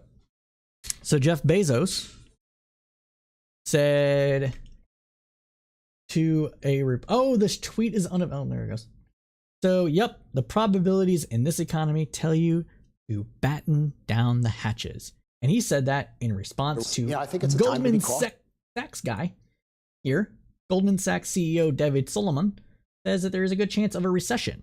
Let's watch the video. I think it's a time to be cautious. And I think that if you're running a risk-based business, it's a time to think more cautiously about your risk box, your risk appetite. I think you have to expect that there's more volatility on the horizon. Now, that doesn't mean for sure that we have a really difficult economic scenario, but in the distribution of outcomes, there's a good chance we could have a recession here in the United States. I think it's a time to be cautious. So yeah, that's what we're hearing from Goldman Sachs. And to that, I say to Jeff Bezos, better not see any layoffs given how much your company has profited over the last 2 years, because they can weather that storm immensely. Now, we have some comments coming in from chat. Let's get to those before we continue on. So No On Sense says, very strange, seems contradictory. It sounds like with a tight labor market, shedding employees will cost them money. True, unless, of course, they expect they had overhired during the pandemic, trying to zap up talent, and that they are going to pull their hiring that they did in order to tamp down on some of the overhiring and the expected downturn, which can be self-fulfilling prophecy, right? Now, in other reports that I heard about this, in other reports, they said that this actually could mean that those people that are going to be cut from these big companies, Amazon, Facebook, Apple, etc., is that what we potentially see from this is actually an increase in people working at venture startups, and that there won't actually be a much in the way of unemployment increase from this. It'll just reshuffle people into different roles. So there's also that as a fairly large possibility. Now, continuing on though with economic news, is it possible though that immigration is an answer to inflation? So Business Insider offers a perspective of whether increased immigration might help ease inflation, because part of the reason why we have inflation is due to COVID taking a lot of people out of the workforce, whether they retired early because they made good on the stock market. AMC all the way, baby. GME, give me that crypto. A lot of people retired from that. I don't know how many, but there were people that retired from that.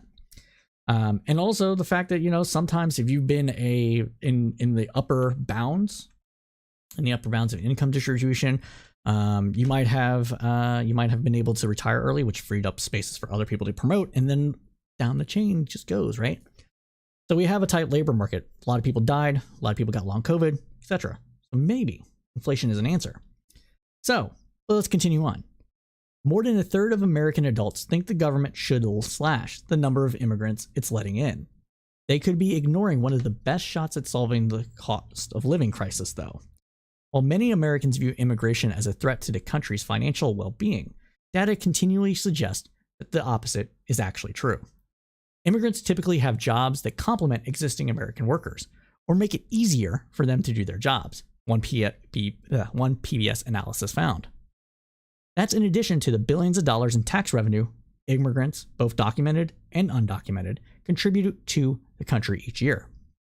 Americans also view inflation as the country's top problem by a wide margin, according to a Pew Research poll from May, as they hurtle toward a near definite recession in 2023.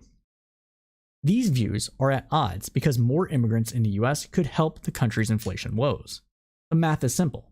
There remains some 10.1 million job openings, but only about 5.8 million workers available to fill them. That's contributed to historically strong wage growth, though through the past 2 years as businesses scramble to attract potential employees. Those pay gains have left Americans with more cash to spend and businesses with the ability to raise prices faster than usual. For inflation to return to healthy levels, there's likely a need to be some softening of labor market conditions in the form of higher unemployment rate and weaker economic growth, according to Federal Chairman Jerome Powell, which he stated in September. They're ghouls. They want you to suffer so the economy can get back on track, because God forbid CEOs take a pay cut. Now, economists largely expect that softening to come from a destruction of labor demand and huge layoffs. Again, that's what they want to a degree. Because if you're living the high life, you got your job, you're not going to take shit, right? Now, with that said, we do have a labor shortage. So this labor shortage has to be solved one way or another. If it's not solved, then the economy grinds to a halt because there isn't the ability to expand to meet the demand and the economy can't grow. So immigration there offers an alternative to demand destruction. Instead of slashing workers' demand to bring in line with supply, the government can lift supply by allowing more workers into the country. This would help close the gap between job openings and available workers without, this is the key, a heightened risk of rising unemployment. Immigration to the US plummeted dramatically in recent years. This is predating Trump. Pandemic powdered most of the drop, with immigration sinking significantly in 2020 and further the following year. Policies enacted by President Trump also cut down on the number of migrants legally entering the country. Total immigration last year was the lowest in a decade and less than a quarter where it stood just 6 years prior. Easing the path to immigration could be a saving grace for the U.S. financial straits. Insider estimated that this time last year, the U.S. would have had an additional 2 million workers, which would have brought up the number of available workers or the number of job openings to almost parity. Now, this isn't to say that there isn't reason to not want to have increased immigration for economic reasons, right? Some people might like the fact that they are able to command more power for their wages. They would still be able to do that with more immigration. In fact, there would be more demand from those immigrants, and those immigrants would create jobs, because the economy is not a zero-sum game, people. It's just not. Somebody doesn't have to lose for somebody else to get ahead in the macro economy. That's not how it works. Okay, on aggregate, it's not how it works. It can work that in the micro sense. If you're competing for a job with another person and they get picked over you, it's going to feel pretty shitty. But it doesn't mean that you're out of the economic game. It doesn't mean you're not out of the workforce, because that person working also helps produce more jobs, which open more opportunity for you. Because that's how we have our current economy set up. More growth means more people, means more growth means more jobs means more opportunity, etc. That's how the economy works. Just in general. More demand for stuff means more stuff gets made, means more demand for labor, means more power for workers. So yeah, that's the long and the short of it on that one, right? And yeah, that's why at least I'm pro allowing more immigrants into the country, especially for jobs that are really hurting for workers. Whether it be more doctors, we need more doctors in the country. We should open up the ability for people to transfer their credentials from other countries into the United States to work as doctors, dentists, veterinarians, especially high-skilled people. Like those should transfer. Electricians, carpenters, etc. Like all this should transfer over. Like it should just transfer. It should just be easy to transfer. Shouldn't be this whole process where you have to go back to school, basically. There was a story I heard. I actually attended a coding boot camp, and there was a person there that was a nurse from another country, couldn't transfer her credentials, so it was easier for her to go to a coding boot camp in order to get a job that paid similarly to what she made in her home country, a bit more, but standard of living being what it is, than to actually go through the process of becoming a registered nurse in the United States. You can't tell me that's the way it should be, right? I just don't see it. So that's why I think these are things that should be done. Now, No On Sense also asked, let me get it on screen, what's the procedure in changing policy to allow more immigrants? Is it strictly up to the executive branch, or is that the Congress can raise and the executive branch can choose to lower by not enforcing? So it's a combination. Our immigration system is wildly broken. It still hasn't changed since the 60s, basically. And in the 60s, long story short, in the 60s, we changed from only allowing white people in, basically, to allowing more people in from different areas, but we still implemented this weird quota system. And that quota system means, for all intents and purposes, some people from some countries have no ability to illegally migrate to the United States at all. For example, Mexico. The only way for a person to legally migrate to the United States is on the rare HB1 visas or the rare temporary work visa programs that we have, or marry somebody in the United States to do that. So that's one issue. These numbers are set by statute, and they expand. There's some expanding and contracting naturally depending on the number of people that came in from different countries. But the executive branch doesn't really have the exact authority to expand those indefinitely. There's wiggle room in it. There's things like they can increase the number of lotteries. They can increase some of the lottery wins for it.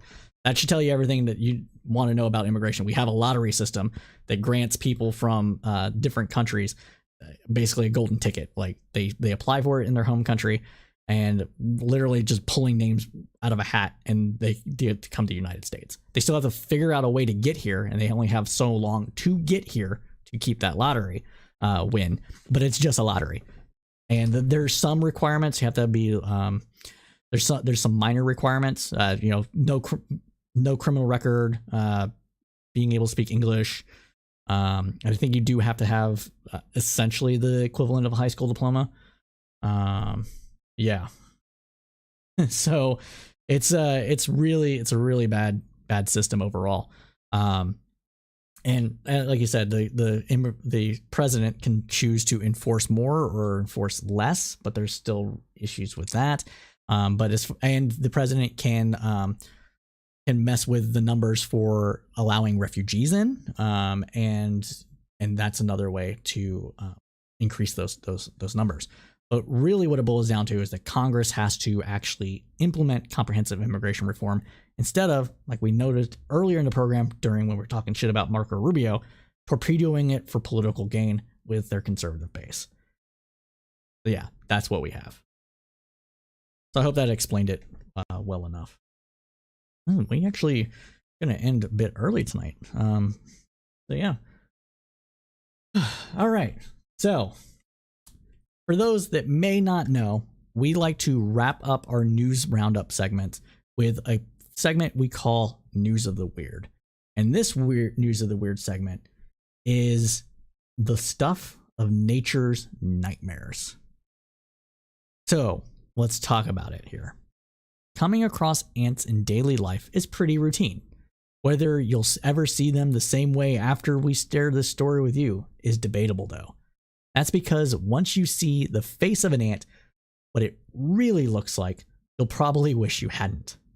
This photo was captured for Nikon's 2022 Small World Photography Competition. This is what an ant's face looks like. It shows every nightmarish detail of an ant. The photo is zoomed in so close that you can see everything from the bumps in the surface of its skin to the bizarre yellowish hairs on its chin. You can also see the ant's antenna with 2 red dots at the end that looks like the hunting red eye of a monster taken straight from a blockbuster horror film. Here. Can you see it on the screen? Yeah. Here and here. The red dots are not the ant's eyes though, and the photo is actually zoomed in so close that the insect eyes are actually not even visible. This is just the antenna. That is the stuff of horror films, and I'm definitely going to use this in video game fodder because that's cool and scary as fuck. All right, that's from that one. And we have another story to share with you. So NBC News reported that father and son anglers nearly lost it entirely this week when a ginormous humpback whale burst from the ocean inches from their boat to scarf down about a dozen fish. Zach Filler and his dad were fishing for striped bass and tuna off the Jersey Shore near Belmer, New Jersey on Wednesday when they got the surprise visit of their lives. The first sign of the giant beast was churning water, and a quickly rising school of fish panicked just off the 18-foot boat. Let's watch this. Hopefully it plays without going to oh wait, is it?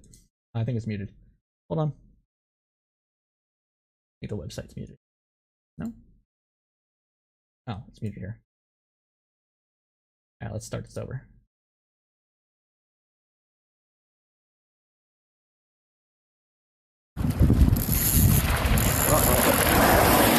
Oh!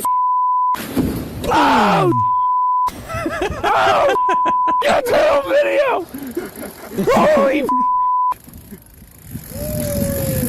what the you got your fish on? Nice. There he goes again. Slow-mo. Oh no. Oh no. That's cool. I'm surprised they didn't capsize though. That was nuts. That was nuts. Eric Ottgen, Vice President of Zoological Operations at SeaWorld San Diego, told NBC that humpback whales feeding on small fish near shore is not unusual, but beaching near a boat is very rare. Quote, "This whale just happened to chase bait fish right next to the boat," he said. "You probably have a better chance of winning the lottery than the whale popping up where it popped up." But with that, everybody, I am sad to say that we are out of time. We know you liked what you heard because you stayed with us to the end, so please smash that like button for the algorithms. It really does help us out. Thank you all so much for joining us, because without you, we would just be a few people shouting into the void that is the internet. And while that is fun, it is not nearly as fulfilling. So thank you for joining us this evening for our news roundup. Be sure to check us out on Sundays if you have the time, live for Cypher State, where we'll be talking most likely about the UK situation and possibly a little bit more hitting the world in terms of financial stability. So stay tuned for that. That happens at 2 p.m. Eastern Standard Time. Shout out to our Facebook community who provided a lot of the links that you see today, and a special thanks to our producer, Nikki Adams, who produced this copy. Without her, this news roundup would not nearly be as in-depth and as well presented as it was today. So thank you again, Nikki. Now, again, this is the news roundup. This happens every Thursday starting at roughly, we're going to go back to starting roughly around 8 p.m. Eastern Standard Time, covering news that was of the last week with a kind of analysis only the crowd can provide. You can check out our latest episode of Cypher State on YouTube, and it will soon be available at podcast streaming platforms, wherever you get your podcasts, iTunes, Spotify, etc. And you can also join us via Discord. You can join our Discord channel, where we like to have a little bit of more rowdy discussion, have some watch parties and stuff like that, especially around election time. And then you can also join us on Facebook at groups/Tribune Commons. And as we say at Crowdsource Politics, everybody, keep your head up through the political storm.